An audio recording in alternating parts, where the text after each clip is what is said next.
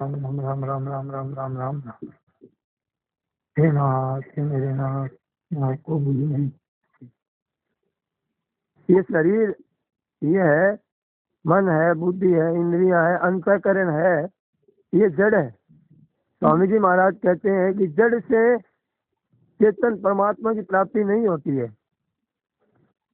तो क्या कहा कि तो जहाँ अंतःकरण की शुद्धि की बात कहते हैं, वो प्रश्नकर्ता कह रहा है, प्रश्न कर रहा है कि जहाँ अंतःकरण की शुद्धि की बात है, तो आप जो बात बताते हैं और वही बात अंतःकरण शुद्धि से होती है। ध्यान देना, आप कहते हो कि अंतःकरण से परमात्मा की प्राप्ति नहीं होती है। प्रश्नकर्ता कहता है कि आप जो बात बताते हैं और अंतःकरण से, वही बात अंतःकरण से होती है, अंतःकरण की शुद्धि से होती है। तो आप इतना जोर अंतःकरण की शुद्धि पर क्यों नहीं देते हैं? आप इतना जोर अंतःकरण की शुद्धि पर क्यों नहीं देते हैं? क्यों वहां पर भी अंतःकरण की शुद्धि से संबंध विच्छेद होता है संसार शरीर से, और आप अंतःकरण की शुद्धि पर जोर देते ही नहीं। महाराज जी उत्तर क्या देते हैं? आप समझेंगे ना समझे प्रश्न? उत्तर समझ गए ना प्रश्न? मतलब अंतःकरण का मतलब मन, बुद्धि, इंद्रियां हमारे एकदम शुद्ध होगी, विकार नहीं आएंगे, है ये जरूरी, और इससे संबंध विच्छेद हो जाता है संसार शरीर से। पर आप इतना जोर नहीं देते हैं अंतःकरण की शुद्धि पर, क्यों नहीं देते हैं? तो महाराज जी ने क्या कहा उत्तर कि अंतःकरण की शुद्धि तो मैं मानता हूँ, मैं मानता हूँ अंतःकरण की शुद्धि, पर मैं ये नहीं मानता हूँ कि अंतःकरण शुद्धि से तत्व की प्राप्ति हो जाएगी।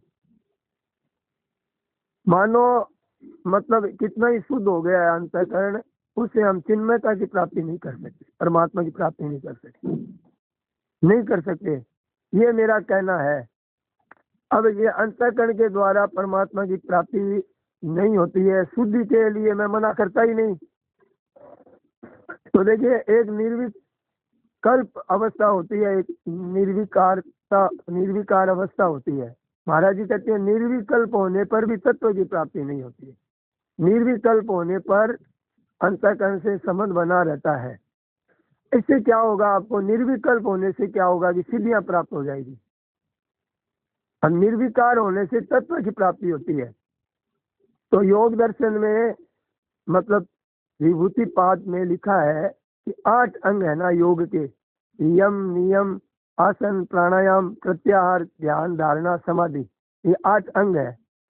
यानी यम उसमें ऊंचा है, नियम से भी यम ऊंचा होता है।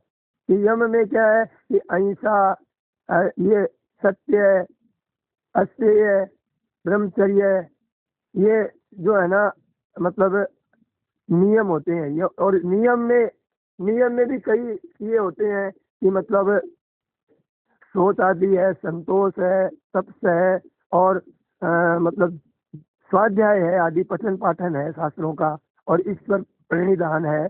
तो इसमें जो है ना, इसमें यम, नियम और आसन, प्राणायाम, यम में तो आपको 5 बात बताई, नियम में 5 बात बताई। यम किसे कहते हैं? नियम के यम तेज होता है, ये अहिंसा नहीं करनी है, झूठ नहीं बोलना है, मतलब है कि संग्रह नहीं करना है। तो ये क्या कहना है, क्या है मतलब यम, नियम, आसन, प्राणायाम, प्रत्याहार, ये 5 तो आया है। और साधन पाद में आया है, ये पतंजलि महाराज का सिद्धांत है। और विभूति पाद में क्या आया कि धारणा, ध्यान और समाधि, ये किसने आया है?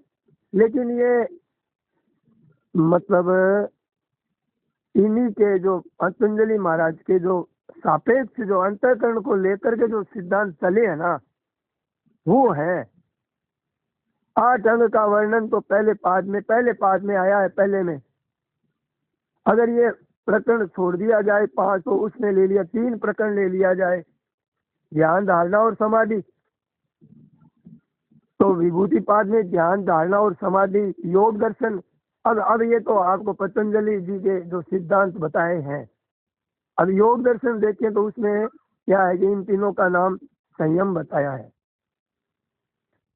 त्रयमेकम, इन तीनों का बताया संयम, यानी संयम का मतलब तीनों को एकत्र करके संयम करना। ये संयम की परिभाषा करने से, अब जैसे संयम क्या चीज है, संयम का मतलब एक जगह एकाग्र करना, कोई चीज को हटा करके और एकदम उसमें अपने वशीभूत कर लेना, मतलब इंद्रियों को, इनको एक जगह। तो ऐसे अगर हम एक जगह कोई चीज को एकाग्र कर लेंगे ना, जैसे सूरज है, जैसे सूरज में हमने संयम किया तो सूरज को भुवन देश का पूरा का ज्ञान हो जाएगा, हमें दिखने लगेगा उस नक्षत्र में क्या चीज है, वहां पे क्या, वो इतना ज्ञान हो जाता है कि जैसे हम किसी का संयम किया, जैसे हमने भीम से जो बलवान थे उनमें हमने उस संयम किया है कोई चीज का, तो वो बल, और हाथी में हमने समझिए कि कोई चीज में तो हाथी जैसा बल आ जाएगा हमारे, ऐसा एक बताया गया है। भुवन देश का ज्ञान होता है, उसकी धारणा है, धारणा, ध्यान और समाधि। धारणा, ध्यान और समाधि, इनका उपयोग बताया है। पतंजलि महाराज ने जो चित्तवृत्ति के निरोध को खास बताया है, चित्तवृत्ति के निरोध, और जहाँ चित्तवृत्ति का निरोध, और योग दर्शन में क्या बताया, योग दर्शन की निरोध खास चीज योग दर्शन की चीज है, खास वेदांत दर्शन की चीज नहीं है। ये योग दर्शन उन पतंजलि महाराज के वेदांत दर्शन में और दूसरी बात आती है। अब इसमें 8 अंग कौन कौन से हैं, उनसे ऊपर है ये क्या बताया, विवेक, वैराग्य, सत संपत्ति, मुमुक्षा, इन सारों से संपन्न हुए। क्या हुआ कि ये चीज बहुत काम की है, विवेक, वैराग्य, सत संपत्ति, मुमुक्षुता, इन चारों से संपन्न हुए। फिर श्रवण, मनन, निधि ध्यान और फिर तत्व पदार्थ संशोधन। तो ये बातें अब महाराज जी बहुत सरल बताएंगे, इन्हीं बातों को हमारी समझ में आ जाएगी है। ये वेदांत दर्शन की चीज है। पहले आपको वो बताया, पतंजलि महाराज की बात बताई, हाँ वो बताया। तो ये 8 प्रकार के अंतरंग साधन है। वो बाह्य साधन बताइए, पतंजलि महाराज ने बाह्य साधन ज्यादा विशेष जोर दिया, तो ये अंतरंग साधन है। और वेदांत सिद्धांत है, अंतरंग साधन में जो तत्व पदार्थ का संशोधन है, वह संशोधन विवेक से होता है। ध्यान दिया कि वो विवेक से होता है, अंतःकरण शुद्धि का इतना नहीं है। अंतःकरण योग दर्शन में इतना नहीं चलता है। पतंजलि महाराज ने अंतःकरण की शुद्धि चलती है, पर अंतःकरण से स्वामी जी महाराज कहते हैं परमात्मा की प्राप्ति नहीं होती है शुद्धि से। इतना तो विवेक ठीक कर सके, पर चित्त का एकाग्र करना इतना जोर नहीं दिया है वेदांत ने।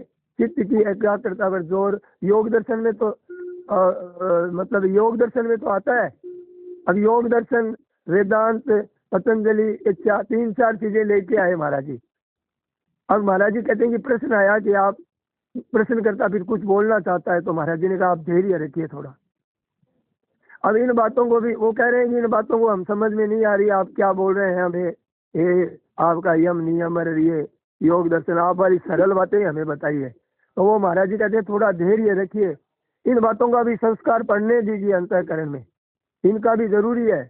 ये सूक्ष्म बातें हैं तो सुननी चाहिए, सूक्ष्म बातों को सुननी चाहिए। तो आपकी सुबह के समय में प्राय हमारे महाराज जी कहते हैं कि सुबह के समय में ऐसी सूक्ष्म बातें ही चलाते हैं महाराज जी। मैं ये क्यों कहना चाहता हूँ कि आपके इन बातों का भी कुछ संस्कार पड़े, अच्छी रहती है। अब इनमें कोई शंका है तो बोलो। इतना बोलते हैं कि इनमें ये अंतःकरण की शुद्धि करो, ये करो, ये जड़ता के साथ संबंध रख कर कैसे कर लोगे आप कहोगे हम अंतःकरण की शुद्धि करेंगे, और आप अंतःकरण के साथ संबंध रख करके शुद्धि करोगे तो अंतःकरण के साथ तो संबंध बना ही रहा ना, शुद्धि कहाँ हुई। मतलब अंतःकरण के साथ संबंध बना रहेगा तो फिर कैसे आगे बढ़ेंगे हम जड़ता से। फिर चिन्ह तक वही बात आ गई, चाहे कितना ही शुद्ध हो गया है, शुद्ध हो गया है तो आपकी निर्विकल्प अवस्था आ गई है, तो आप में सिद्धियां आ सकती है, आपका नाम हो सकता है। महाराज जी कहते हैं हमारी बात अलग है। हमारी बात अलग क्या है कि हमारी बात है कि जड़ता से रहित होने की बात है हमारी। हम जड़ता से रहित होने की बात कहते हैं कि ये परमात्मा प्राप्ति में ये मन बुद्धि इंद्रिया, ये शुद्धि अशुद्धि वहां पहुंचती नहीं। अब जिस चीज को छोड़ना है समझिए, वो शुद्ध है कि अशुद्ध है, ये छोड़ना है, इससे हमारे क्या मतलब है। शरणानंद जी महाराज ने कहा कि किसी ने कहा कि महाराज जी कुंडलिनी जागृत क्या होती है, तो वही देखो जागृत रहे या सोती रहे। शरणानंद जी महाराज ने कहा कि जागती रहे या सोती रहे, हमारा उससे संबंध नहीं है। कितना बढ़िया उत्तर दिया। हमारा कुंडलिनी से, ये बहुत लगे पीछे लोग रहते हैं कि कुंडलिनी जागृत हो जाए, जागृत, तो वो कह रहे हैं कि सोती रहने दो चाहे जागृत होने दो, इससे हमारा संबंध ही नहीं है। छोड़ना है उससे हमारे को क्या संबंध। हमारे शरीर बोल करके हम तो है ही नहीं, और अंतःकरण बोल के कैसे हम नहीं है। तो इसलिए हमारे को अपने एक ही, वो तो पंचदशी में आया है, तो वास्तव में चिन्मय तत्व की प्राप्ति के लिए विवेक की प्रधानता मानता हूँ। ये महाराज जी का जीवन ही विवेक में है। शरणानंद जी महाराज का जीवन विवेक में है। वो विवेक की खोज की है। क्या विवेक किसे कहते हैं? ये सत्य है, ये असत्य है, ये शरीर आदि रहने वाले नहीं है। पहले नहीं थे इनके साथ में, परिवार के साथ में, और फिर बाद में नहीं रहेंगे, अभी भी नहीं नहीं है, और नहीं का ही दर्शन करना है। तो नहीं का दर्शन करना ही ज्ञान है।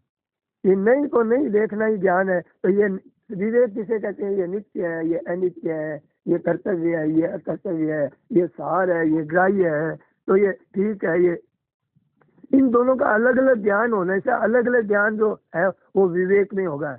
विवेक में फिर अगाड़ी क्या होता है कि बस तत्व पदार्थ संशोधन करते हैं।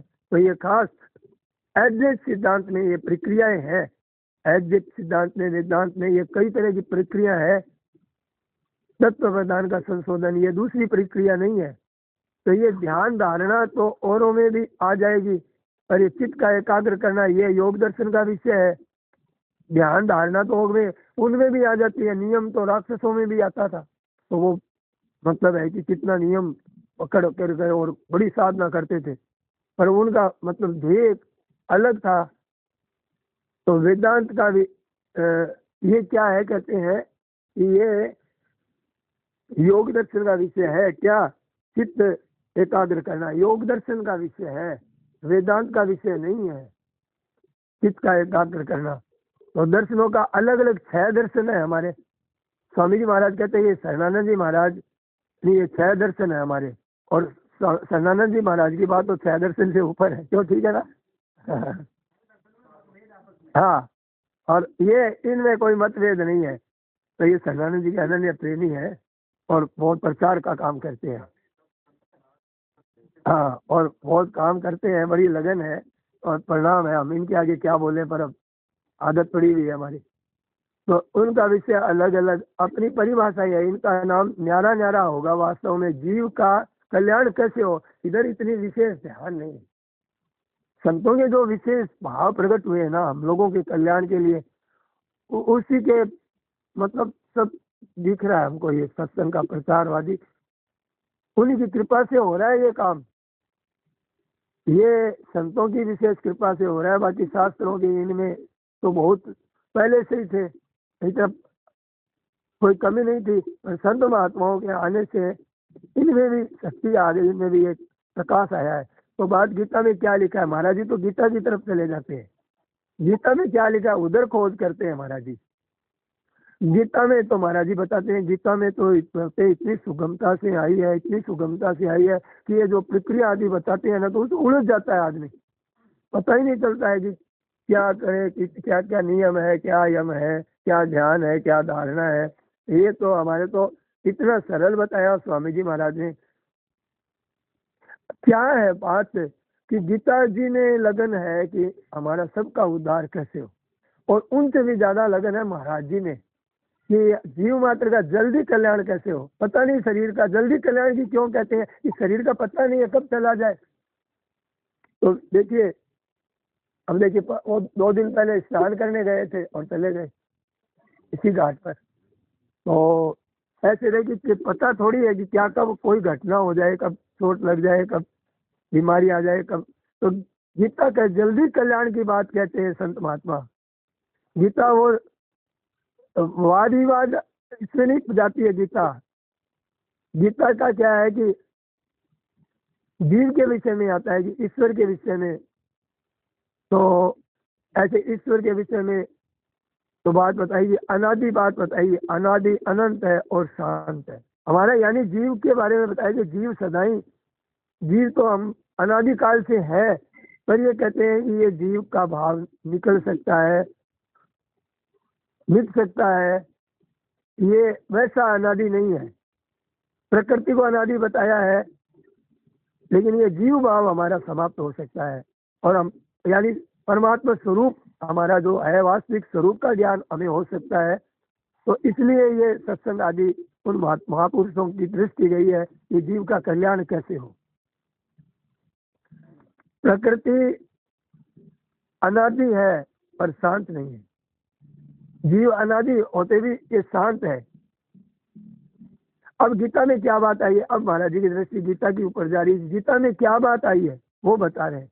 गीता में मतलब उद्धार की, अपने कल्याण की बात, और सबसे श्रेष्ठ अगर आप देखो ना तो गीता में अब शरणागति की बात आ गई। अब महाराज जी कहाँ चले वेदांत में, और कहाँ आते आते यहाँ शरणागति में पहुंच गए।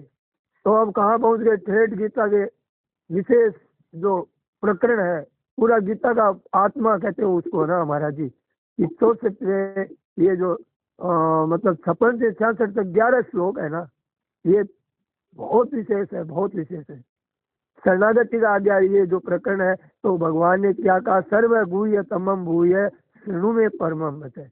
हमें कुछ करना ही नहीं है, कोई कोई हमारे लिए कोई साधन ही नहीं है, बस एक भगवान के शरण बात बताई की बात आया है कि शरणागति की बात मुख्य है। भगवान के शरण हो जाओ, और शरण होने में क्या है कि मैं भगवान का हूँ, बदलना है। अभी हम कहते हैं कि मैं संसार का हूँ, तो ये अहंता अपने को बदलनी है। मैं संसार का नहीं हूँ, मैं भगवान का हूँ। तो जैसे स्त्री विवाह होने के बाद पति का अंग हो जाती है, अर्धांगनी कहते हैं उसको। तो पतंजलि तो देखिए पत्नी पत्नी और ये मिलकर के एक गृहस्थ हो गया, तो एक हो जाते हैं। ऐसे ही क्या है कि मैं भगवान का हूँ, भगवान मेरे हैं। तो होते होते क्या है कि जैसे एक हो जाते हैं, अभी भगवान और भगत का पता नहीं चलता है फिर। तो इतनी मतलब एक ये शरणागति इतना है, इतने मिल जाता है, और वो हम हो सकते हैं, वो हम हो सकते हैं। ऐसा मतलब शरणागति का तत्व हमें प्राप्त हो सकता है। गीता जी में शरणागति की बात बहुत विशेषता से आई है। तो ये 56 से 66 का श्लोक बताया कि भक्ति का बहुत विशेष वर्णन है। आप लोग अगर देखना चाहें तो सबसे प्रार्थना करते हैं महाराज जी, हम सबसे प्रार्थना करते हैं कि आप गीता में साधक संजीवनी की टीका है, उसमें आप देखो 56 से 66 तक का प्रकरण सब साधकों के लिए बहुत ही उपयोगी है, और उनको आप पढ़ो, मनन करो, और समझ में न आवे तो पूछो। शरण होने के बाद क्या है महाराज जी कहते हैं, तो बात क्या है कि शरणागति कहाँ से शुरू करें, कि बोले हे नाथ मैं आपका हूँ, यहाँ से शुरू कर दो। आपने ये कहा, कहते ही भगवान के कान में बात चली गई। अर्जुन ने कहा, शरण थोड़ी हुआ था, शब्दों में ही तो कहा था अर्जुन ने कि मैं आपका शिष्य हूँ, आपके शरण हूँ। और अगले श्लोक में कहता है कि मैं युद्ध नहीं करूंगा। तो शरण होने के बाद में तो जो जिसका शरण्य है वो ही जो करेगा। अब तू फिर पंचायती क्यों कर रहा है, फिर शरण कहाँ हुआ। पर भगवान ने फिर भी शब्दों में ही शरणागति स्वीकार कर ली, तो ये शरण होना यहाँ से शुरू हो गया। तो हम आज की भाषा में कहते हैं, वैसे वेदांत सिद्धांत में नित्य शुद्ध बुद्ध मुक्त स्वरूप है, जीवात्मा का ये शुद्ध है, ऐसा कहते हैं। तो वो उसको मानते हैं कि तुम शुद्ध बुद्ध, ये तो कहते हैं कि तुम भगवान के शरण है, और वो कहते हैं कि तुम शुद्ध बुद्ध एकदम सच्चिदानंद स्वरूप, ऐसे तुम्हारे में ऐसे विशेषण है। ये जीवात्मा का ये शुद्ध है, इसको स्वीकार करना है। शुद्ध को स्वीकार करना है तो अपने स्वरूप में स्थिति हो जाएगी। क्यों, हम शुद्ध है, मूल में हमारा स्वरूप ऐसा ही है। तो उसको वो वेदांती कहते हैं कि उसका अनुभव करो कि तुम शुद्ध बुद्ध नित्य निरंतर ऐसे हो तुम। इसी तरह गीता भी क्या कहती है, गीता भी हमें शरणागति की बात बताती है। शरणागति कहती है कि जैसे तुम शुद्ध बुद्ध स्वतः हो, ऐसे तुम भगवान के शरण हो। शरण तो ले रखा है भगवान ने, बड़ी बड़ी चीज है। उसमें भी बड़ी बढ़ाई है और इसमें भी बड़ी बढ़ाई है। पर इसमें क्या होता है कि इसमें भगवान का आशीर्वाद रहता है, ध्यान रहता है। भगवान है वो, मतलब क्या होता है कि ज्ञानी को तो महाराज बंदरी का बच्चा बताते हैं और शरणागत को बिल्ली का बच्चा बताते हैं कि बिल्ली का बच्चा तो बस माँ जहाँ ले जाए वहां चला जाएगा। अब उसको बंदर के बच्चे को तो बंदरी को पकड़ के रखना पड़ता है। तो कहते हैं शरणागति स्वतः सिद्ध है। आप इतने बैठे हैं, आप महाराज जी ने कहा इतने जने बैठे हैं, क्या कोई बता सकता है कि मैंने अपनी मन से इस माँ के यहाँ इस घर में जन्म लिया है, ये मेरी माँ होगी और मैंने इसको पसंद करके जन्म लिया है, ये कोई बता सकता है? तो किसी ने किया है, आपको कहाँ कहाँ भेजा है, क्या क्या व्यवस्था की है? तो शरण तो ले रखा है, तभी तो इतना सब व्यवस्था कर रहे हैं। कितनी व्यवस्था की है भगवान ने। जो देखो उसी तो उंदरे को खा जाती है और उसी दांत से वो अपने बच्चों को पकड़ के, बुद्धि तो है उसमें, जानकारी भी सब कुछ है। तो वो ममता तो मोह ममता रहती है, राग द्वेष तो रहता ही है। तो ये तो इतनी बुद्धि तो है उनमें।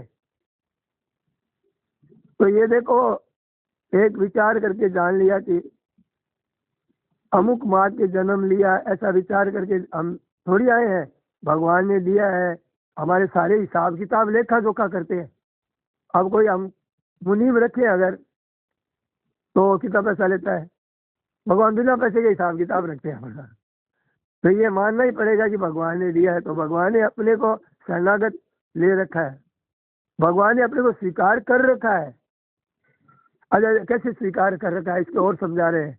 ये जैसे बच्चा स्नान करना चाहता है क्या, वो तो खेलना ही चाहता है, और वो स्नान नहीं करती है तो माँ पकड़ती है, रोता है, फिर एक थप्पड़ भी लगा देती है और जबरदस्ती पानी डाल देती है सिर पर। अब वो रोता है तो भगवान, वो बच्चे को अगर हमें उसकी मर्जी चलाए बच्चे की, तो फिर तो माँ उसकी थोड़ी हामी मिलाती है। वो तो देखती है कि इसमें इसका लाभ किसने है, तो उसकी परवाह नहीं करती माँ। ऐसे हमारे कहाँ भगवान को कैसे क्या करना है, कहाँ भेजना है, परवाह नहीं करती। भगवान हमारा हित देते हैं, अपनापन है हमारा सबके साथ में, पापी होता है, हम पापी हैं तो क्या हुआ, अपनापन तो भगवान में वैसा का वैसा है जो महात्मा में है। नहीं तो मुश्किल हो जाए हमारा। जो अपनापन महात्मा में है वही हमारे पापियों में भी, हमारे जैसों में भी है। तो सब मम प्रिय सब मम उपजाए, भगवान को सब प्यारे लगते हैं। और मम ही वांसो, हमारे में है भगवान का अंश है। सब मम प्रिय, मेरे उपजाए हैं सब जीव, ये सब हम भगवान के आश्रित हैं, ध्यान रखिए। हाँ, और सब हम भगवान के आश्रित हैं और भगवान ने हमें शरण ले रखा है। अब हमने क्या है कि हमने अब कुटुंबियों का आश्रय ले लिया, रुपयों का ले लिया, जमीन का ले लिया, इनके पैसों का ले लिया। ये हमारी क्या है, गलती है, भूल है। आखिर को छोड़ना ही पड़ेगा ना, वो दिन तो आएगा ही जब हमारे कोई साथ ही नहीं रहेगा। तो हम पहले ही वैसा हो जाए कि अब हमारा कोई नहीं है, तो वो दिन आएगा उससे पहले पहले ही, जब सभी छूटेगा तो हम पहले ही छोड़ दें। तो ये हमारी, इनका आश्रय लेना हमारी गलती है। इनसे भगवान ने तो शरण ले रखा है, अब हमने क्या करना है, हमें गलती का क्या करना है। तो ये देखो कि ये जो विधान है ना हमारे जो जीवन में, जो जन अनुकूलता प्रतिकूलता ये परिस्थिति आती है, तो ये सुख दुख का विधान जो हमारी परिस्थिति आती है, तो किसका रचा हुआ है? कब कौन सी घटना होने वाली है, कब मृत्यु होने वाली है, कब बीमारी होने वाली है, कब घर में कोई मरने वाला है, ये सब भगवान की व्यवस्था में है। चिंता किस बात की है? ये भगवान ही सारी के विधान का कर रहे हैं, तो हमें दुख क्यों होता है? फिर वो हमारे भले के लिए ही करते हैं, कभी भगवान अहित करते ही नहीं किसी का भी। जो करेंगे, हमारे बीमारी आ गई तो भी वो हमारे हित ही कर रहे हैं, वो हमें पता नहीं चल रहा है। तो हमें क्या है कि इतने सुखी दुखी नहीं होना चाहिए, घबराना नहीं चाहिए, भगवान का मंगलमय विधान के प्रसन्न होना चाहिए। अब कब सुख पहुंचाना, कब दुख की परिस्थिति आनी, सुख दुख की परिस्थिति भेज सकते हैं भगवान, आएगी, वो तो विधान है ही। लेकिन हम सुखी दुखी हुए न हुए ये हमारे ऊपर है। तो भगवान के हम अधीन है। अब हमारे को कितना दिन जीना है हमारे हाथ में है क्या? हमारे हाथ में होता तो हम जी जाते। हानि लाभ जीवन मरण जस अब जस विधि हाथ है। संपूर्ण जीवों को भगवान ने शरण ले गिराया, तो हम संपूर्ण जीवों में नहीं है क्या? हम ही तो है, शरणागत है। हमें किस बात की चिंता है बताओ? जब ऐसा भगवान शरण ले रखे हम सबको, तो हम चिंता क्यों करें? उनकी देख रेख में पड़ रहे हैं, वो निरंतर देख रहे हैं हमको। किसका जन्म कहाँ देना है, ये निर्णय कौन करता है? ये भगवान करता है। तो उनकी तरफ देखना चाहिए कि स्वर्ग भेजना है कि मृत्यु लोक भेजना है कि नरक भेजना है कि कौन से लोग भेजना है। ये बात सब का सब भगवान ने ये आफत ले रखी है ऊपर अपने, हम क्यों चिंता करें? अब कहते हैं कि शरणागत क्या होता है? तो शरणागत अब क्या कमी रह गई हमारे, जब ले ही रखा है। तो बोले कि तुमने जो गलती कर रखी है ना, कि जो तूने दूसरों का शरण ले रखा है ना, तो वो शरणागत का जो भगवान ने ले रखा है वो चीज दिख नहीं रही है तुमको। तुमको दिखने लग जाएगी है। तू धन का, बेटे का, पोते का कितने दिन सहारा चलेगा बताइए? शरीर का भी कितने दिन चलेगा, जायदाद का। इनकी शरण मत ले, ये सब जड़ है, नाशवान है। देखो तुम दुख पाते हो, कितना बढ़िया वेदांत पतंजलि कितने ही बात बताई महाराज जी ने, योग दर्शन, छह दर्शन। इनको क्या, तुम बैठे रहो आराम से, हमारी बात सुनो। हाँ, तो कितना बढ़िया बता दिया, यो जल्दी रास्ता बता दिया। उसमें कितना समय लगता है, कितनी माथा पच्ची है, और उनको इसी जगह आना पड़ेगा आखिर में। तो पहले ही महाराज जी तो जहाँ वहाँ वो उनका जो दर्शन समाप्त होता है ना, महाराज जी का तो यहाँ शुरू होता है। तो तुम दुख पाओ, तुम क्यों दुख पाओ? तुम क्यों जड़ की शरण लो, क्यों इनकी जायदाद की लो, क्यों बेटे पोतों की लो? मेरी शरण आ जाओ ना। तात्पर्य क्या हुआ कि एक शरण और किसी की नहीं। कैसे कि जैसे मीराबाई ने कहा, मेरे तो गिरधर गोपाल, दूसरों ना कोई।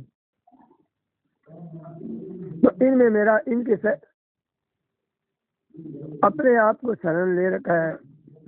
आप शरण है, सेवा करो, पर एक दान है, इनका आदर करो, पालन करो, परिवार का करो, इनको, इनका पालन पोषण करो और सम्मान करो, प्यार करो, छोटे वालों से प्यार करो, मित्रता करो बराबर वालों से, बड़े हैं उनको आदर करो, सबको ये बात करो, उनसे इनको सेवा, सुख पहुंचाओ, आराम पहुंचाओ। लेकिन इनको अपना नहीं मानो। अब मेरे इतने बेटे हैं, इतने पोते हैं, इतने मेरा मकान है, इतना जमीन है, मेरी एक आवाज में 10 आदमी आते हैं, है ना, इतनी योग्यता है, मैं इतनी कलाकारी है, मैं इतना संगीत का जानकार हूँ, ऐसा मेरे वैराग्य है, मैं तपस्वी हूँ, त्यागी हूँ, मैं बहुत शास्त्रों को जानता हूँ, मैं गीता जानता हूँ, मैं शास्त्र का ज्ञान है मुझे। ये क्या ले लिया तेने, कितनी आफत खड़ी कर ली। हाँ, तो ये दूसरे की बात बता रहे हैं कि तूने दूसरे का आश्रय ले रखा है। कहने का तात्पर्य कि तुम आश्रय मत लो, तुम आश्रय मेरा लो। तो ये आश्रय छूटे थे, ऐसे महात्मा नहीं मिले हमें। ऐसे महात्मा मिल गए, अब आश्रय क्यों लेंगे? पहले ऐसे बताने वाले कभी जन्म में मिले नहीं, कोई जन्म में मिले नहीं ऐसे। अब हमारा ये हमारे को पता ही नहीं था, अब हमारे को भीतर में जो मिली है ना चीज, हम लोग का अब किसी का पुनर्जन्म नहीं हो सकता, चाहेंगे तभी भी नहीं होगा, क्योंकि बात हमारे ठेठ पहुंच गई है। जिनके पास नहीं पहुंची है ना, वो 2-4 दिन ही आते हैं सत्संग में, ठहरते नहीं है, वो भाग जाते हैं। हम तो एकदम चिपक गए हैं, हम लोग सत्संग में चिपक गए हैं, जाएंगे कहाँ? अब भगवान भी नहीं, भगवान इतने थोड़ी है कि ज्यादा हमारे को कुछ क्या करवाना चाहते हैं। सेठ जी तो कहते हैं कि हमारे सत्संग में आके बैठ गया, अब हो गया उसका पूरा काम। वो तो ऐसा कहते हैं, और फिर उनका हम लोग भाव नहीं समझ सकते। हम लोगों को तो भगवान इसलिए सुना रहे हैं, हम लोग ऐसे सुना रहे हैं कि औरों को भी इन बातों का पता चल जाए, ताकि ये परंपरा ये चल रही है। कल बताया ना, कल कितना बड़ा सत्संग हुआ पाठ के पहले, जब पाठ के बाद में शुरू हुआ ना, मध्यांतर के पहले का जो प्रवचन था, कितना बढ़िया प्रवचन था, है कृपा के ऊपर था। ठीक, बोले बार बार वो पता था कि हम भगवान के पार्षद हैं, बोले उनको पता नहीं था, उनको पता नहीं था। ऐसे ही हम लोगों को पता नहीं, हम लोग ऋषि महात्मा थे, हम इस रेस में अभी दिख रहे हैं। लेकिन हम कोई मामूली नहीं है। कितने एक जने हैं बताओ सत्संग में लगने वाले, हमें पता नहीं है। हम लोग कोई मामूली नहीं है। ये तो ऐसी बैठ नहीं सकते, रुक नहीं सकते, जम नहीं सकती बात। तो देखिए जानते हैं, हाँ, 1.25 करोड़ आदमी है हिंदुस्तान में, हाँ, उसमें 1% नहीं हुआ। और हम लोग उनमें देखो करोड़ों में विशेष है हम लोग। पर विशेष का मतलब संतोष नहीं करना। महाराज जी तो संतोष किया ही नहीं कभी, भगवत प्राप्ति के बाद में भी संतोष नहीं किया। तो हमने को तो क्या है, संतोष करने से क्या होता है, मतांतर होते हैं। जिन बड़े बड़े महात्मा को आज नाम लेते हैं, नाम शंकराचार्य जी, बल्लभाचार्य जी, रामानुजाचार्य जी, इनके जो अनुयायी बने हैं ना, तो क्यों बने अनुयायी, उन्होंने संतोष कर लिया, इसलिए वो अनुयायी बन गए उनका। अगर वो संतोष नहीं करते तो सेठ जी स्वामी जी की तरह वो भी होते। सेठ जी स्वामी जी, भाई जी सत्यनारायण जी महाराज ने कभी संतोष नहीं किया, ये बस इतना ही है, और इतना ही है, वहीं गाड़ी रुक गई उनकी। तो ये देखिए कि आप पहले आप कहते हो कि धन है हमारे पास, धनी है, हम बहुत बड़े हैं, तो तुम्हारी तो बेइज्जती हो रही है। धन के कारण तुम अपने को बड़ा मानते हो तो तुम्हारी बेइज्जती है। हाँ, और अब कहते हैं हम तो छोटी पार्टी है, हम तो बड़ी पार्टी है। तो तू छोटा क्यों है? तू छोटा इसलिए हो गया कि तू धन को बड़ा मानता है, कि हमारे पास धन नहीं है। तो तू, हम तो छोटे आदमी है, तो तू धन को लेकर के छोटा आदमी मानता, तो इज्जत तो धन की हुई, तुम्हारी तो बेइज्जती हुई, चाहे तू बड़ा माने चाहे तू छोटा माने।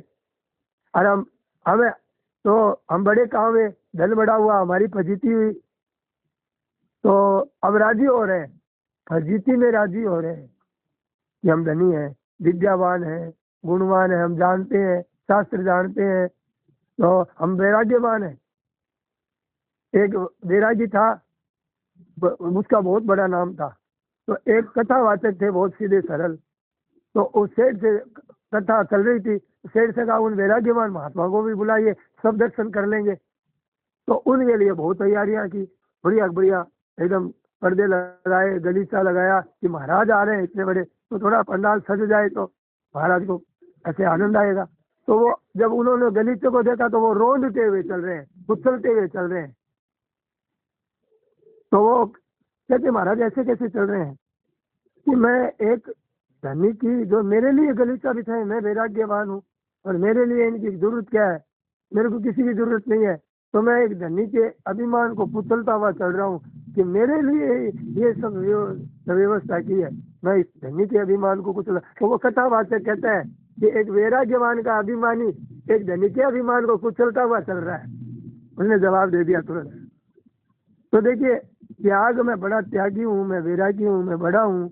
आपकी तो बेइज्जती हो रही है कि भगवान कहते हैं कि तू किस बात को लेकर के अभिमान करता है, सब तो मेरा ही है,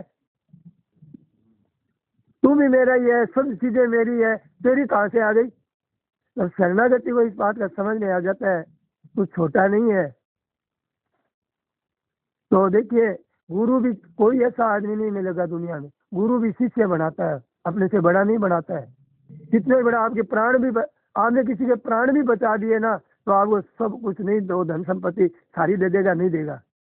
प्राण बचा दिया तभी भी नहीं देगा। पर भगवान क्या है कि ऐसे है, भगवान ऐसे है कि तू मेरा इष्ट है, तू मेरा इष्ट है। भगवान इतने बड़े बनाते हैं, ऐसा कोई नहीं है दुनिया में भगवान के समान। तो इतना आदर देते हैं, इतना आदर देते हैं कि कल आपने प्रसंग सुना ना, कि जब तुलसीदास जी भगवान से कहते हैं कि मैं होता तो मिलता भगवान से, 500 वर्ष पहले, कि भगवान कहते हैं कि मैं होता तो मिलता, तो भगवान कहते हैं अरे तू, तेरा मन है तो मैं तेरे से अभी मिल लूंगा। राम सदा सेवक रुचि राखी, भगवान तो सदा सेवक की रुचि रखते हैं। और वो एकदम ऐसे भाव में आ गए कि मैं भगवान का दर्शन करता, मेरे गांव से होकर गए। अब इतना भाव आया कि वो शुद्ध बुद्धि भूल गए। तो भगवान को वही दृश्य आ गया जो 10 लाख वर्ष पहले हुआ था, भगवान का चरित्र वो दृश्य सामने आ गया। वही देश, वही जगह, वो वैसे वैसे आदमी, वैसा वैसा पेड़, वैसी आ करके भगवान मिले हैं। तो उसमें क्या कहते हैं भगवान के लिए कि जैसे बहुत अति दरिद्री जैसे पारस को मिलता है ना, ऐसे भगवान को तुलसीदास जी से मिलकर के आनंद भगवान को आया, इतना तुलसीदास जी को नहीं आया। तो फिर वो लिखी किसने ये चौपाई? तो स्वामी जी महाराज कहते हैं, कोई तो कहता है सूर्य आया था, कोई कहता है अग्निदेव आया था, कोई और उनके भी है। और स्वामी जी महाराज कहते हैं हमने संतों से सुना, अपनी बढ़ाई नहीं करते, संतों से सुना है। अपनी जगह कि हमने संतों से सुना है कि तुलसीदास जी आए थे, और पूरा प्रमाण बता दिया तुलसीदास जी आने का। तो ये चौपाइयाँ किसने लिखी? कि वह हनुमान जी महाराज ने लिखी है। वो वो लिख ही नहीं पाए, आकर के देखा कि ये चौपाई है, तो उन्होंने कहा कि नहीं। फिर उन्होंने अपनी आगे फिर वो वनवासियों वाली बात बता दी कि वनवासी है वो वहीं से स्वरूप जहाँ हाँ, वो 2 बार आ गई चौपाई, पहले जहाँ छोड़ा था और दोबारा फिर आ गई, तो दोबारा लिखी। तो वनवासियों ये मतलब भाई 2 बार भाई, ये जो जब यही समय एक तापस आवा, उससे पहले भगवान उन जो वन में रहने वाले, जो जंगल में या जो गाँव में रहने वाले थे ना, उनका वर्णन कर रहे थे, और फिर वहां पे उनका भाव बना वर्णन करते करते, मैं तो था नहीं, मैं होता तो इनके साथ में, मैं इनके साथ में नदी दर्शन करता, तो वो उनके साथ में हो गए। अब वो वर्णन करके बाद में जब देखा कि ये चौपाइयाँ तो लिखी हुई है, तो ये किसने लिखी? तो फिर उनको ध्यान आ गया कि ये बात सही लिखी है कि मुझे ऐसा दर्शा हुआ है। तो फिर उन्होंने फिर वही वन का वर्णन शुरू कर दिया, कि वो गांव वालों का वर्णन शुरू कर दिया, तो वहां भी कर दिया, यहाँ भी कर दिया। तो बात तो प्रसंग को मिलाना जरूरी है। और हमेशा ये पहले महाराज जी ने कल बताया कि अयोध्या कांड सबसे पहले लिखा, बाल कांड पहले नहीं लिखा, क्योंकि उन्हें गुरु की वंदना, श्री गुरु चरण सरोज हृदय, तो पहले गुरु जी की वंदना आती है। तो उसमें भरत जी का चरित्र लिख रहे हैं, और भरत जी बड़े नियम समदम विषम व्रत पालन को इतने पालन करने वाले, तो मर्यादा में चले हैं। 25 2 के बाद में एक छंद आता है, और चौपाई भी 8 लेने के बाद में एक दुआ। लेकिन यहाँ क्या सारी मर्यादा यहाँ उल्लंघन हो गई, यहाँ एक बढ़ गई। ये बढ़ गई कैसे? कि यहाँ मतलब कवि अलक्षित गति, कवि की तो ध्यान मग्न है, कवि तो लिखने वाला। तो फिर यहाँ पर कौन आया? ये हनुमान जी महाराज ने ये चौपाई लिखी। तो कहने का मतलब इतने बड़े बनाते हैं कि जिन रंग पारस पावा, जो अति दरिद्री पारस को मिल गया, ऐसे भगवान इतने आनंद हुए कि मेरे मुकुट मणि, इतनी तरस है भगवान की, इतनी भूख है भक्तों की, इतनी भूख है। तो राजा महात्मा आपको मुकुटमणि बनाने में सब छोटे ही बनाते हैं, हाँ सब छोटे ही बनाते हैं। तुम्हारे को कुछ अक्ल होनी चाहिए। स्वामी सेठ जी ने तो स्वामी जी को बहुत बड़ा बनाया। सेठ जी ने कहा स्वामी जी बस मिल गए हमको, इतनी प्रशंसा करते थे, तो अपने से ज्यादा मानते थे, भगवान के बड़े बन जाओगे। सेठ जी को पता नहीं एक ही कर देंगे कल्याण, ये एक ही बहुत है, कम नहीं है, कैसा काम होगा देखना। ऐसी बातें हैं कि सब लोग इन बातों को पढ़ेंगे आगे आकर के, कि भगवान के शरण बन जाओ, आप भगवान के शरण हो जाओ। मीराबाई के पास, अब कोई सास का नाम जानता है क्या? मीराबाई का तो नाम जानते हैं, फिर मीराबाई के सास का नाम जानता है क्या कोई? और ननद का नाम तो आ जाता है, उदो भाई ऐसे कुछ आ जाता है, कि वो पदों में आ गया। हाँ तो दुख दिया तो बड़ी मीराबाई छोटी, तो पर इतनी बड़ी कैसे होगी मीराबाई? इतनी बड़ी कैसे हो गई कि बड़े सैया बड़ होता है जियो बामन भुजदंड। भगवान के सारे में जो भगवान 52 अवतार में थे, दोनों हाथ में जो लाठी थी ना, बिना कुपड़ के, बिना जड़ के, बिना पात के दंड गए ब्रह्मांड तक चला गया। तो अब ये हम बड़े कब होता है? तो बड़ा आदमी बड़ा ही बनाता है, और जो बड़ा बनता है ना उसको बड़े की तरह चलना पड़ता है। तो ऐसे भगवान आप अपने बनाते हैं। मोरे प्रभु मन अस विश्वासा, राम ते अधिक राम कर दासा। ठीक है, तो ये जो समुद्र को बताया भगवान और बदल को बताया संत। अगर समुद्र आ जाए तो मर जाएंगे सब। और बदल बन करके वर्षा कर देते हैं तो मीठा लगता है, जीवन देने वाला है, जीवन देने वाला है। और समुद्र का पानी आ जाए तो पी लेंगे आप? वर्षा की जगह है अब कुएं का पानी और समुद्र का पानी हो जाएगा तो मर जाएंगे। तो है तो जल समुद्र का, आया तो संत महात्मा से भगवान से ही है, और बदल आया तो समुद्र से ही है। तो ऐसे ही लगे। अच्छा, श्रेष्ठ पुरुष है, अगर आप देखो बदल के पास देखो तो क्या चीज है? समुद्र का जल ही तो है। ऐसे श्रेष्ठ पुरुष के पास आप क्या देखो? भगवान के सिवाय क्या है उनके पास है? क्या है बताइए? उनमें क्या विलक्षणता है? जैसे आदमी है, आंख नाक हाथ पैर, वैसे ही तो है संत महात्मा के। उनसे भी सुंदर मिल जाएंगे संत महात्मा से। और सबरीत कितनी कुरूप थी, डर से डर लगता था। तो इससे क्या है? तो कारण बड़े होते हैं भगवान के, कारण भगवान से बड़े, भगवान के तो वो भगवान के कारण बड़े होते हैं। कि हम आदर करते हैं संत महात्माओं को, भगवान के कारण ही तो करते हैं। ये भगवान में लगाने वाले हैं, हमारी दुख को सुनने वाले हैं, हमारा दुख मिटाने वाले हैं, हमारे काम क्रोध मिटाने वाले हैं। तो ये देखिए, ये वास्तव में भगवान से ही बड़े हुए हैं। और भगवान बड़े क्यों है? फिर प्रश्न ये आता है, भगत बड़े क्यों है और फिर भगवान बड़े क्यों है? तो भगवान बड़े इसलिए कि वो भक्तों को बड़ा बनाते हैं, और भगत बड़े क्यों है कि वो भगवान को बड़ा बनाते हैं। इनका आपस में ये खेल चलता रहता है। हाँ, एक प्रेमी है और एक प्रेमास्पद है। प्रेमी प्रेमास्पद दो, सत सुख सुखिया दो। वो कैसे सुखी हो? मैं उनको कैसे प्रेम दूं? वो कहते हैं मैं इसको कैसे प्रेम दूं? अब लेते कोई नहीं है सुख, लेता कोई नहीं है। वो इतना बढ़ता है सुख, इतना अगाध अगाध है कि बस वो तो पूछे ही मत, अनिर्वचनीय है। आपस का प्रेम है जो, तो किसी जगह जाओ ये सब आपको गुलाम बनाएंगे। प्रेम का नाम आपसे जरा रुक जाता है। हाँ, जैसे कहता है कि ना, तो मैं कहता हूँ कि मतलब एक बात के अंदर घड़ा ऐसे रुक जाता है, सभी का होता होगा। होना चाहिए, सबका होना चाहिए। मन लगेगा तब, नहीं होता है तो रोना आता है। तो अब वो सब मन लग जाता है। एक सच्ची घटना बताई कि कोई पूर्णिया कटिहार के पास में जिला है, तो पूर्णिया में कोई कथा चल रही थी, तो राम जी के धनुष का प्रसंग चल रहा था।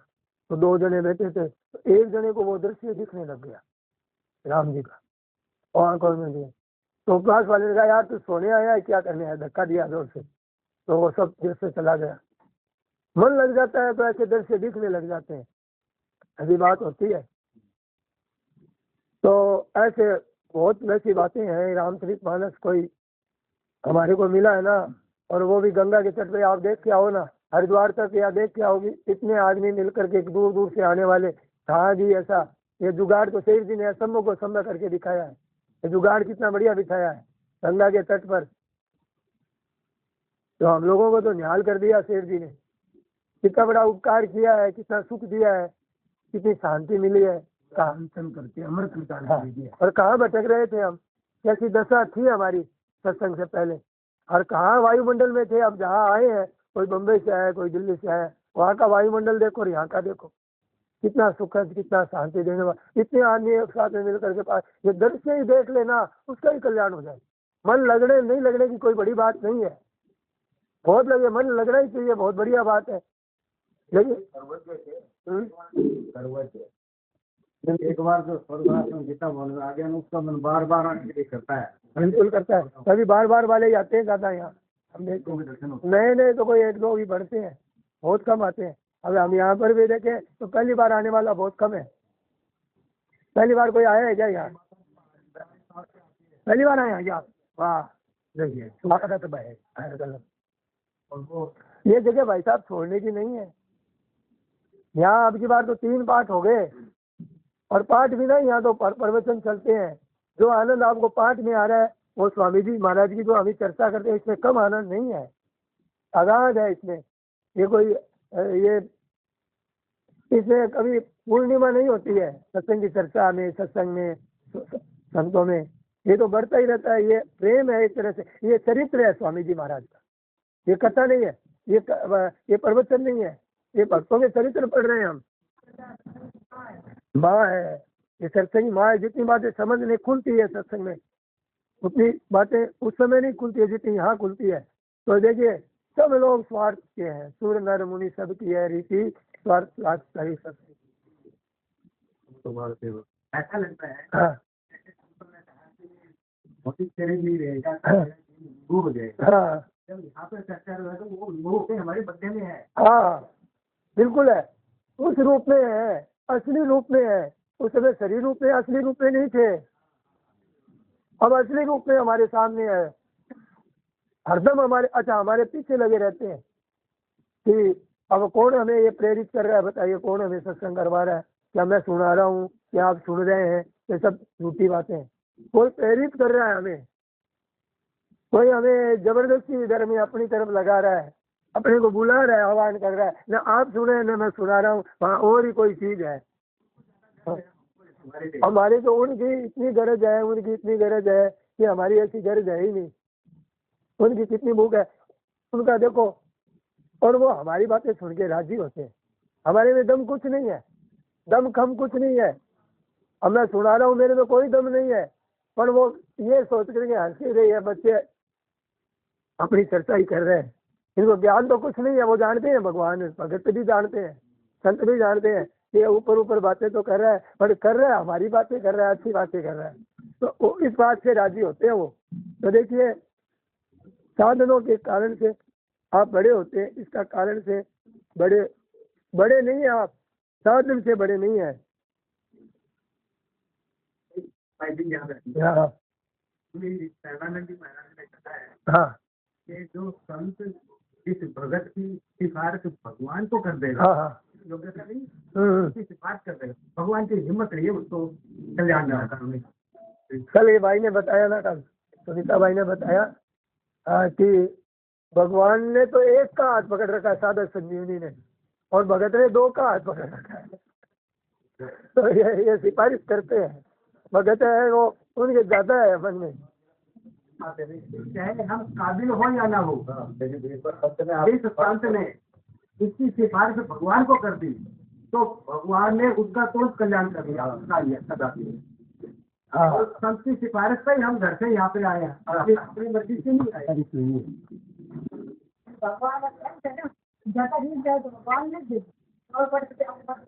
ये बात ये भी बात एक बार महाराज जी ने कहा कि संत होते हैं वो जो पागल कुत्ता होता है ना, पागल कुत्ते की तरह होते हैं। कैसे होते हैं? पागल कुत्ता किसी को काट लेता है ना तो उसका असर दिखता तो नहीं है, कई दिनों बाद में मैंने देखा है, एक हमारे छोटी बच्ची थी उसको काट लिया पागल कुत्ते ने, वो कई दिन इलाज किया और कोई 3 4 5 साल बीत गए, बाद में उसका रिएक्शन हुआ उसको, और मुंह पे झाग आए और झाग आकर के वो मर गई। हमारी पड़ोस में थी, तो वो झाग आने का मतलब क्या हुआ कि वो अब कुत्ते का खाया हुआ वो अब असर कर रहा है। तो ये संत महात्मा ऐसे ही होते हैं, अगर कुत्ता जैसे काट लेता है ना तो तब रिएक्शन करेगा, उनका सत्संग कब हमारे काम आएगा हमें कुछ पता नहीं चलता है, बहुत काम आता है। तो अब संत भगवान तो क्या है कि राजा खुश होते हैं ना, हमारे पास ज्यादा खुश होते हैं तो हमें मनुष्य शरीर दे देते हैं, कब की करी करुणा नर देई, उस मनुष्य शरीर में हम घोर नरकों में भी जा सकते हैं, इतने नरक में नहीं थे पहले हमें अपनी साधारण योनियां भुगत रहे थे। भगवान ने क्या किया कि हमें मनुष्य शरीर दिया और हमने खूब पाप किए और हम चले गए घोर नरक में, क्या फायदा हुआ? पर हरिजन हरि ही देत, अंतिम प्लेटफॉर्म है इसमें, स्वर्ग में जाना है नरक में जाना है, अपने हाथ, परमात्मा नहीं अपने हाथ में, अपने हाथ। तो हरिजन क्या देते हैं? हरिजन के भेंट हो गई ना, हमारी हरिजन से भेंट हो गई, हरिजन से प्रेम कर लिया, एक बार कह दिया, उनका नाम भी ले लिया श्रद्धा से, स्वामी जी महाराज का नाम ले लिया, सेठ जी का नाम ले लिया, शरणानंद जी महाराज का नाम ले लिया, प्रेम से ले लिया, तो फिर वो नहीं छोड़ेंगे। राज की बात बताओ, शरणागत होने की भी उनकी बात है, संत के शरणागत। हाँ हाँ हाँ हाँ, इससे बात में सेठ जी ने कहा था, इस बात में सेठ जी ने कहा था कि भाई भगवान का चेहरा तो हमने नहीं देखा, नहीं देखो जिन्होंने दर्शन किए हैं संतों के उनकी बात कह रहे हैं, वैसे अपने साधक संजीवनी है, स्वामी जी महाराज का स्वरूप ही है, कोई कमी नहीं है, इनका दर्शन कर लो तो महाराज जी का दर्शन के समान है। तो उन्होंने कहा कि अब उनका नाक, हाथ, कान, पैर, जैसे सदानंद जी महाराज का एकदम आंखें बंद, आंखें बहुत बड़े हुए, वो ऐसा शरीर का भारी शरीर ऐसे लेके हाथ में कहीं लाठी लेके खड़े हैं, कहीं ध्यान में बैठे हैं, तो उनका तो चित्र स्मरण आता ही है अपने को। तो उनका ध्यान कर लो, तो भगवान का ध्यान तो पता नहीं नाक में कैसे है भगवान के, तो उनको देख लो आप। तो बोले शेर नहीं देखा तो बिल्ली को देख लो, तेरा तो वैसा ही है। तो ऐसे ही ये बात है कि अब महाराज जी क्या कह रहे हैं, आप ये देवी संपत्ति है ना, अरे एक आसुरी संपत्ति है, तो देवी संपत्ति विमोक्षा है। आसुरी संपत्ति का त्याग करने से देवी संपत्ति तो स्वतः प्रकट हो जाएगी, उसको प्रकट करना नहीं पड़ेगा। तो ये देखो, अरे ये आसुरी संपत्ति किसे कहते हैं? आसुर नाम किसका है? जो अपने प्राण पोषण में लगा हुआ है, अपनी सुख सुविधा में लगा हुआ है। तो ये धन संपत्ति बटोरने में लगा है, संग्रह करने में लगा है, स्वार्थ में लगा है, आराम में लगा है, श्रृंगार करने में लगा है, शरीर को सजाने में लगा है। तो मानो ये प्राण पोषण केवल प्राण मेरे जीते रहे, मैं जीता रहूं, तो सुख से रहूं, सुविधा में रहूं, ये चाहना है, ये आसुरी संपत्ति है। मुझे अच्छा सुविधा मिले, कमरा बढ़िया मिले, अच्छा मिले, मेरे को सम्मान करते रहे। और दया, क्षमा, उदारता, त्याग, वैराग्य आदि ये पारमार्थिक संपत्ति है। ये पारमार्थिक संपत्ति क्यों बताई? ये पारमार्थिक संपत्ति क्यों बताई कि आपने जो त्याग किया है ना, तो त्याग है ना, ये वास्तव में ये देवी संपत्ति है। त्याग से जैसे, तो ऐसे ही जगह जैसे अफीम बेचने वाले होते हैं ना, तो हर एक आदमी को अफीम बेचने का अधिकार नहीं देते। हम जब देखते थे ना, तो एक दो दुकानें थी, हम जाते थे स्कूल में, तो ठेका डोडा पोस्ट ऐसे लिखा रहता था, तो उनका ठेका लगा है, नाम उसके ठेका लगा रहता है कि ठेका लिया है हमने, तुम नहीं बेच सकते है। तो ये त्याग वैराग्य जो है ना, ये किसी का ठेका नहीं है, याद रखना। ये ठेका नहीं है कि हम ठेका ले रहे, हम ही त्यागी हैं, हम ही वैरागी हैं, हम ही महात्मा है, हम ही बड़े हैं, किसी का ठेका नहीं है। शेर जी ने कहा हमारे से भी बढ़ करके हो सकता है, पापी से पापी भी हो सकता है, थोड़े से समय में हो सकता है, तो किसी का ठेका नहीं है। क्या कहते हैं, अब ममता का हम त्याग कर सकते हैं, अहंता का त्याग कर सकते हैं। अब मैंने वैराग्य ले लिया है, मैं ही जानकार हूँ, अब तुम नहीं जानकार हो, ये ठेका नहीं है, तुम्हारे बाप की संपत्ति नहीं, ये तुम्हारे सब की चीज है। ये अभिमान किस बात का करते हो? क्या तुम धनी हो तो तुम्हारे से कोई धनी बड़ा नहीं मिलेगा क्या? क्या नहीं मिल सकता तुम्हारे से बड़ा बलवान? क्या विद्वान नहीं बन सकता? तो तुमने ठेका ले लिया क्या? तो ये सब की, और ये सब की चीज है। ये अभिमान करना बहुत गलती है, अभिमान ठीक नहीं है। अब मीरा भाई अभिमान नहीं है, मेरे तो गिरधर गोपाल, इस किस बात का अभिमान? दूसरी चीजों को लेकर के जो अभिमान होता है ना, वो अभिमान खराब है। मीरा भाई का अभिमान ठीक है, मेरे तो गिरधर मेरे हैं, आओ कोई आओ पहलवान है तो ले, हमारी बात समझ लो। तो भगवान के इनसे कोई भिड़ सकता है क्या? तो भगवान के भगत तो हमेशा छोटे ही होते हैं, याद रखिए, गरीब होते हैं। लघु तापस आवा, लघु शब्द क्यों दिया? कल हम पढ़ रहे थे, तो भगत हमें को छोटा ही मानता है। हम वहाँ चरणों की धूली लेता है, सीता जी के चरणों की। महाराज जी तो भाव विभोर हो गए, जैसे सिया जी की चरणों की धूली ली कल के प्रसंग में, सीता जी के तो कितना भाव आया, तुलसीदास जी के इतने भाव विभोर हो गए। हाँ, और फिर निषाद राज देखे, दंडवत प्रणाम करता है निषाद राज। कितना बढ़िया प्रसंग, कितने बढ़िया रामचरित मानस में कितने कितने प्रसंग है। हम तो समझ लो कि निहाल हो गए। महाराज जी ने क्या कहा कल कि आपको थाली परोस दी, सामान दे दिया, अब आसन दे दिया, नोटा दे दिया, जल रख दिया, सारी व्यवस्था कर दी, अब क्या भोजन नहीं देंगे? भोजन नहीं देंगे तो आपने बुलाया ही क्यों मेरे को, निमंत्रण क्यों दिया? जब सत्संग ही दे दिया, ऐसे समय जन्म हो गया, इसी बातें मिल गई, सारी चीजें तो परोस दी, अब क्या कमी रखेंगे? अब आगे भी महाराज जी ने कहा होगा होगा, अब कल्याण होगा आगे बहुत बड़ी। अब आप देखो, आज से 4-5 साल पहले क्या थे हम, और महाराज जी के समय क्या थे, और महाराज जी के समय और अब के समय तुलना करोगे, हमारी उन्नति हुई है उस समय।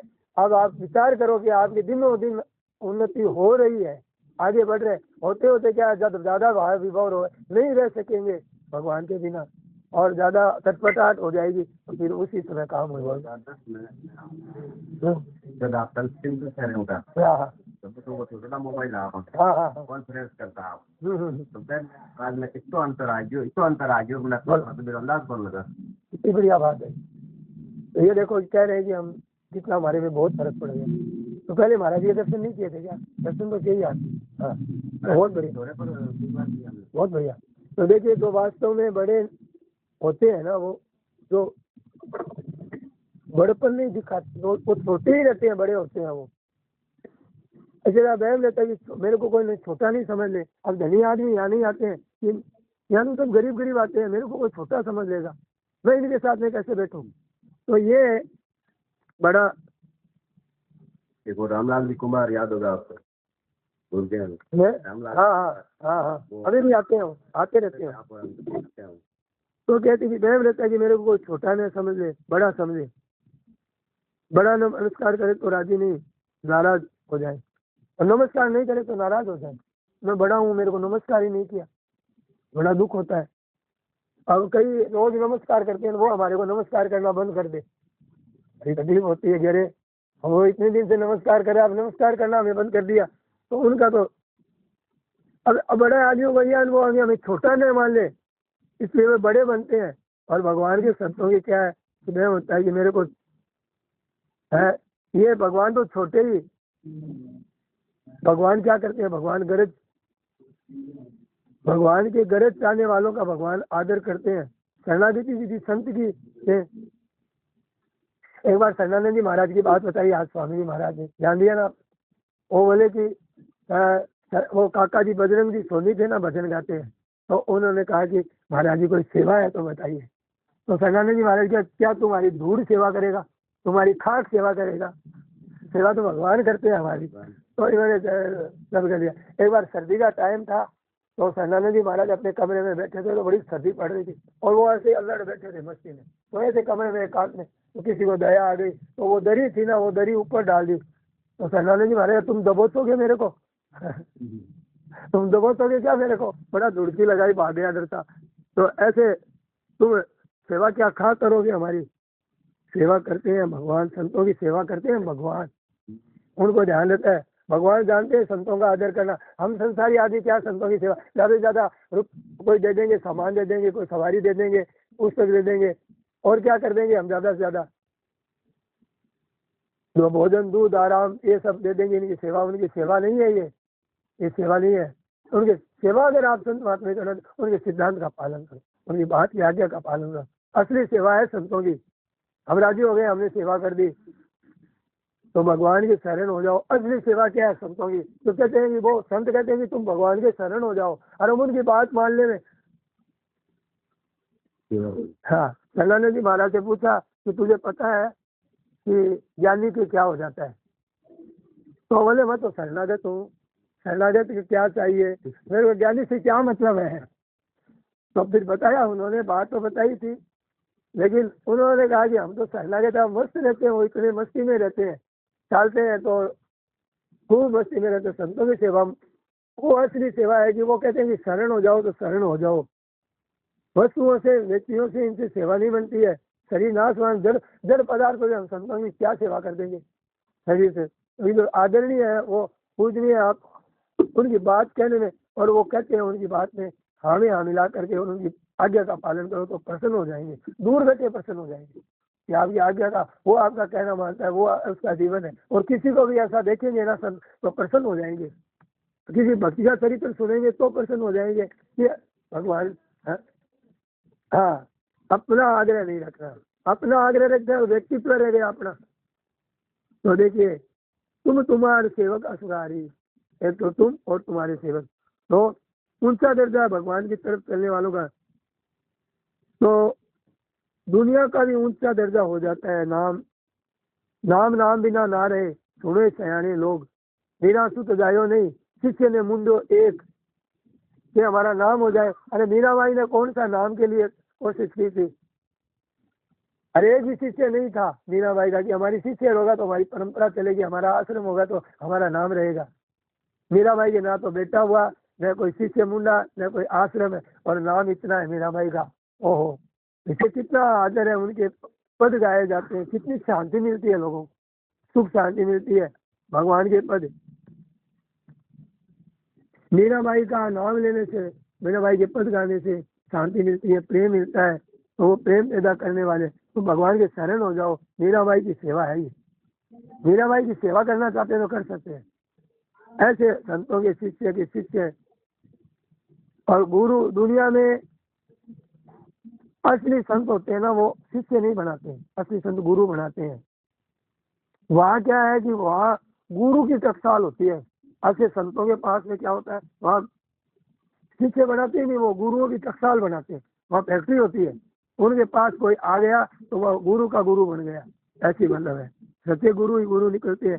तो इस बात से भगवान की तरफ चलने में सबको लाभ होता है। तो इस बात से सर्वगुह्यतमम्, ये शरणागति का जो भगवान ने बताया गुप्त, सर्वगुह्यतमम् गोपनीय और सर्वगुह्यतम पद एक बार ही आया है।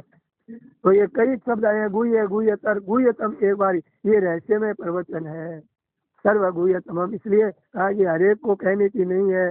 बहुत से लोग ऐसा अर्थ करते हैं कि भगवान ने अपनी भक्ति नहीं देना, क्योंकि भगवान की भक्ति दे देते तो परवश हो जाते हैं। कि भगवान की भक्ति अगर मिल जाएगी ना तो हम परवश हो जाएंगे, परवश नहीं होते हैं।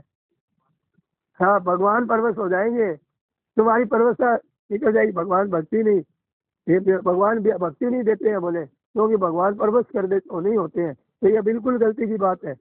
भक्ति देने का आनंद मानते हो, आप स्वतंत्र आनंद मानते हो कि आप परवश हो जाते हो, आपको आनंद आता है उसमें। कहाँ परवश आ गए आप, मौज हो गई आपके। तो वो स्वतंत्र हो गया। सर्वगुह्यतम क्यों कहा कि अब सर्वगुह्यतम कहा कि भगवान ने शरण हो जाओ, मेरा आश्रय ले लो। ऐसा नहीं कहा मेरा आश्रय ले लो कि तुम दूसरे के आश्रय से छूट जाओ, बंधन से छूट जाओ, इस बात से कहते हैं। उसमें भगवान की स्वतंत्रता में, भगवान के तो आश्रय में बड़ा आनंद है, वो प्रेम प्रकट होता है वहाँ पे। तो ऐसे कहते कहते कितनी बढ़िया महाराज जी की बातें को अंत नहीं आता भैया, मेरा बोलने में मेरा अंत आ गया है। पर महाराज जी की बातें अभी बहुत बाकी पड़ी है, समय भी हो गया है और पूरा प्रवचन भी नहीं हुआ है। देखो फिर भी देखिए उड़ते उड़ते महाराज जी ने क्या कहा, हर एक पात्र नहीं है बड़ी। तो ये शरणागति की बात हर एक आदमी के समझ में नहीं आ जाती है जल्दी से। और तो महाराज जी ने उड़ते उड़ते ये कहा कि काकभूषण जी की बात बताई कि तुम सिद्धि रिद्धि ले ले, अनिमास लघुमा, जितनी सिद्धियां है वो सब ले ले। और काकभूषण जी ने कहा कि भक्ति आपने देने में कही, हमें भक्ति देने के लिए नहीं की। तो भगवान कहते हैं कि मैं थोड़ी कहूंगा कि मेरी भक्ति कर, मैं अपने को बड़ा कह, तू मांगेगा तो दे दूंगा। तो अंत में महाराज जी ने कहा कि ये उड़ते उड़ते ये बात बताई कि भक्ति है वो मांगने की है। नारायण नारायण। राम राम। भक्ति जो है वो भक्तों के पास होती है, भक्ति ही भक्ति के कुठारी होते हैं। इसलिए भक्ति अगर हमें प्राप्त करनी है तो हमें भक्तों का संग करना चाहिए और भक्ति हमको उनकी कृपा से मिल जाएगी। भगवान भक्ति नहीं देते, असल में भक्ति के अधिकारी भक्त हैं, तो भक्त से ही भक्ति मिलेगी हमको। राम राम। नारायण नारायण। बहुत बढ़िया। नारायण।